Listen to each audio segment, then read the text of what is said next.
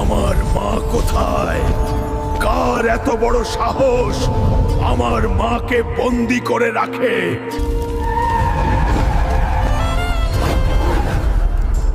মা, তুমি এখানে কেন?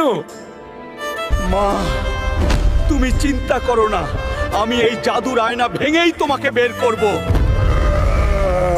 কেন ভাঙছে না?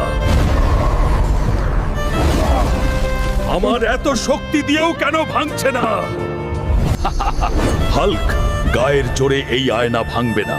এটা আত্মার আয়না। এখানে শুধু প্রাণের বিনিময়ে প্রাণ মেলে। তুই কি চাস সিংহাসুর? আমার প্রাণ চাস? নিয়ে নে, কিন্তু আমার মাকে ছেড়ে দে। তোর প্রাণ দিয়ে আমি কি করব? আমার চাই তোর ওই সবুজ শক্তি। তুই যদি তোর সব শক্তি আমাকে দিয়ে চিরকালের জন্য সাধারণ দুর্বল মানুষ হয়ে যাস, তবেই তোর মা মুক্তি পাবে।